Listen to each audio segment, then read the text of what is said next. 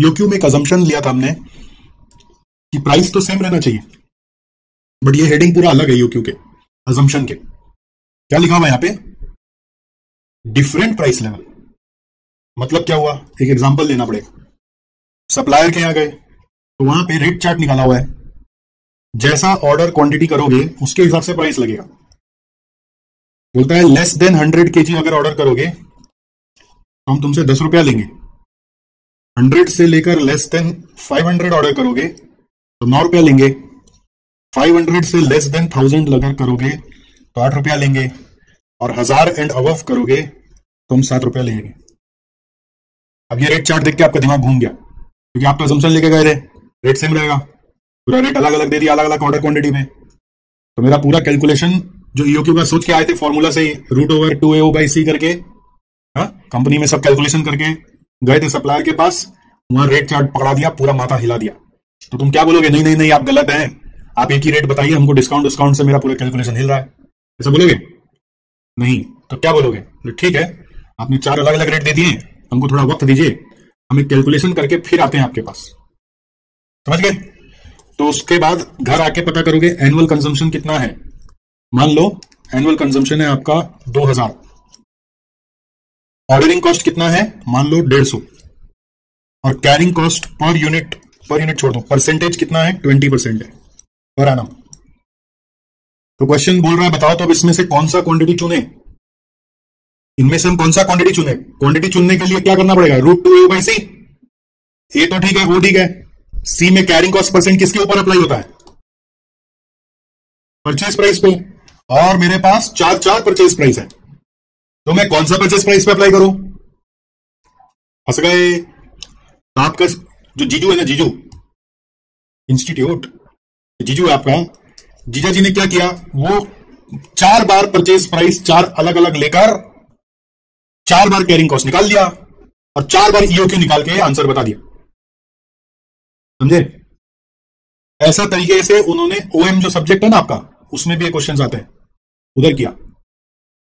लेकिन हम लोग यहां पर वैसा फॉलो नहीं करेंगे।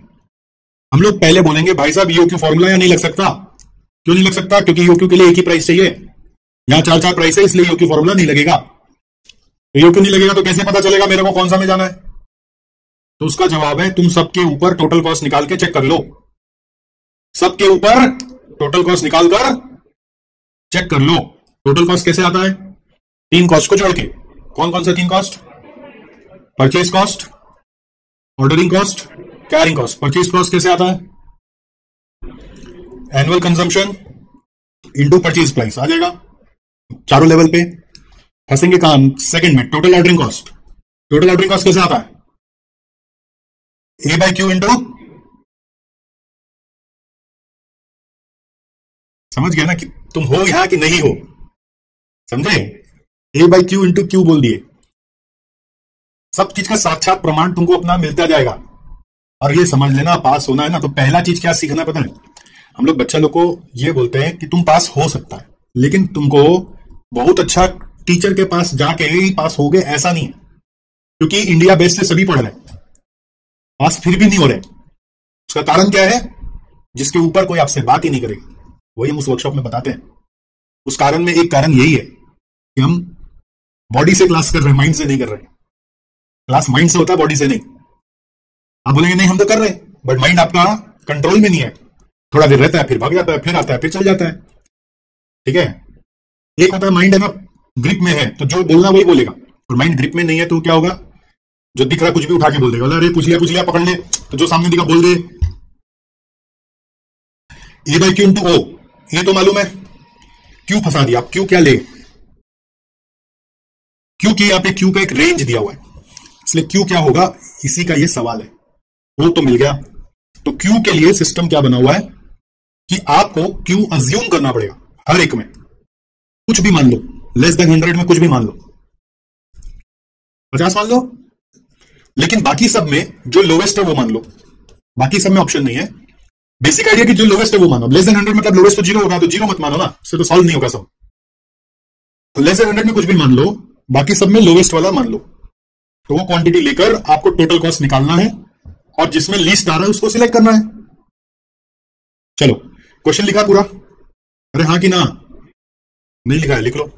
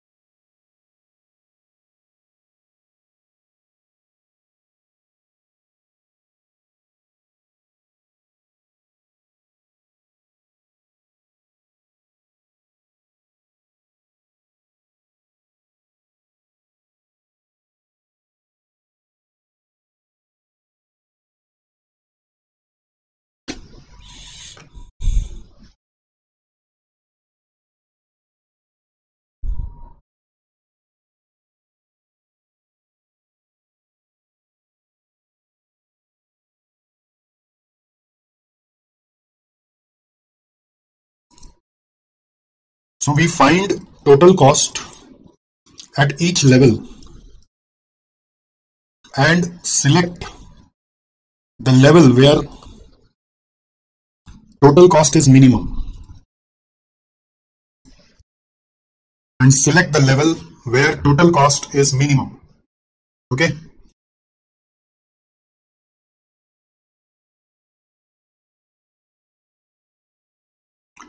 ईओक्यू फॉर्मूला यूज नहीं हो सकता, क्यों? फंसा कहां पे? ये वाला इनटू परचेज प्राइस चाहिए ना। EOQ formula can not be applied as purchase price is not fixed.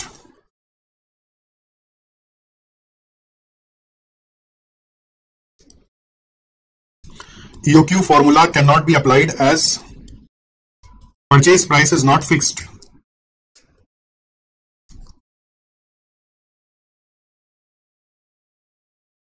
All right.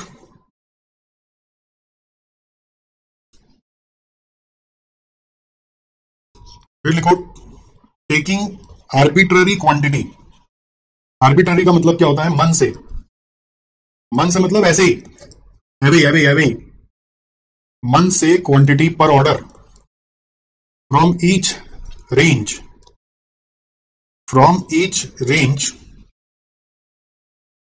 The following statement can be drawn.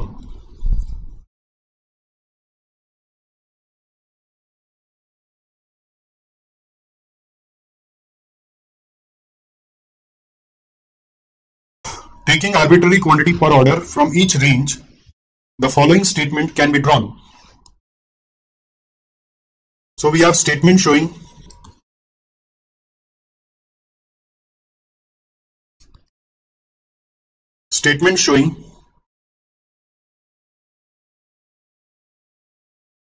total cost at different levels. Particulars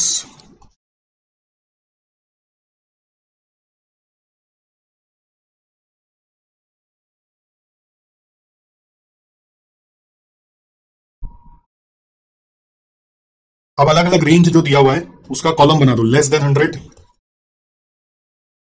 100 से लेकर लेस देन 500,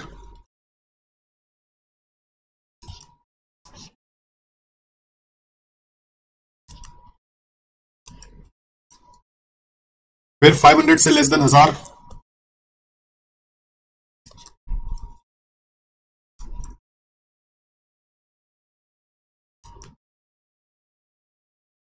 फिर 1000 and above.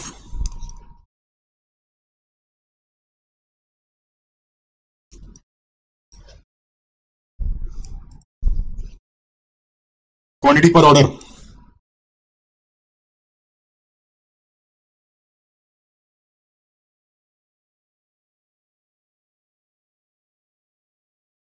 यह है 50। मन से ले लिया, ठीक है। बाकी सब में मन मत लगाओ, जो लीस्ट है वो ले लो, यानी 100, 500 और 1000। यहां पे एक लाइन ड्रॉ कर दो कि मिक्सअप नहीं हो जाए। अब वही 3 कॉस्ट को जोड़ना है, परचेज कॉस्ट, ऑर्डरिंग कॉस्ट और कैरिंग कॉस्ट। करके दिखा पाओगे?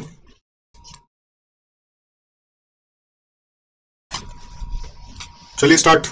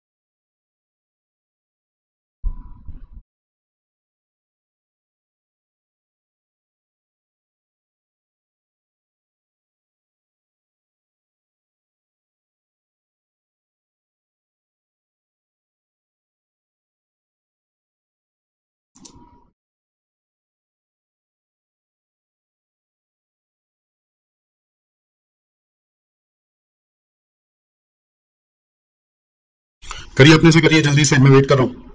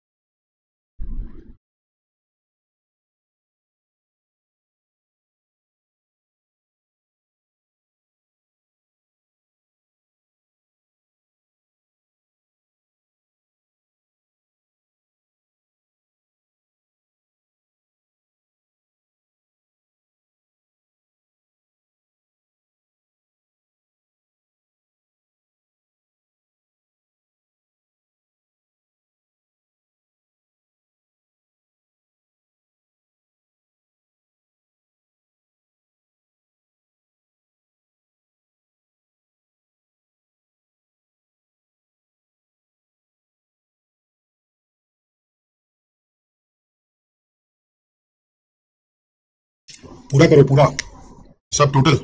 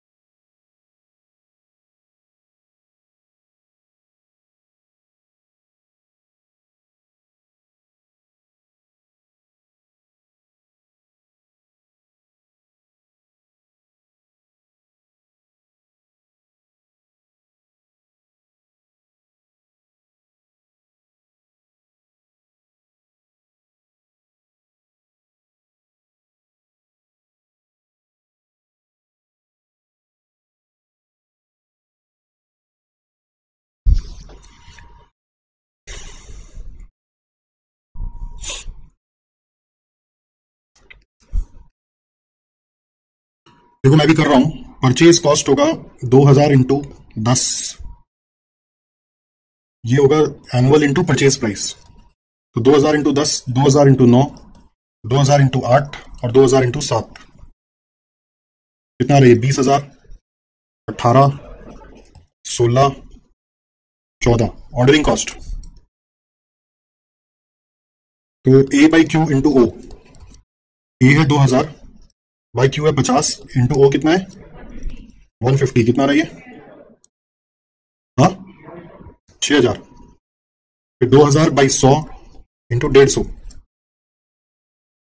3000, 2000 बाई 500 इंटू 150 600, 2000 बाई 1000 इंटू, हाँ ये कितना रहा है 300। Carrying cost Q by 2 50 by 2 into C into 20%, 20% है ना carrying cost percent, into purchase price है 10, तो ये सॉल्व करके आ रहा है 50 रुपया। देखो अभी भी कहां मिस्टेक हो रहा है, क्यों हो रहा है, पकड़ने का कोशिश करो बेटा। 100 बाई 2 इंटू 20% इंटू 9 90, बस 90 ना। 500 बाई 2 इंटू 20% इंटू 8 400, फिर 1000 by 2 into 20% into 7 700। Total cost 20,000 नहीं 26,050 21090 17,000 15,000, हाँ सो ये बेस्ट आ रहा है। So therefore the most economic range is last वाला 4,000 एंड अबव, सॉरी क्या नाम है 1000 and above, as the total cost is least. देखना यहाँ पे मोस्ट इकोनॉमिक रेंज बता देते हैं। क्यों रेंज बोल रहे हैं? क्योंकि हम लोग को एग्जैक्ट क्वांटिटी तो मालूम नहीं है, क्वांटिटी तो गेस करके निकाला ना। आई होप आपको क्लियर हुआ है। Alright, okay. इसी तरह का भी क्वेश्चन है जो आपको घर पे करना है, जो मैट में जाके देखो। नेक्स्ट क्वेश्चन है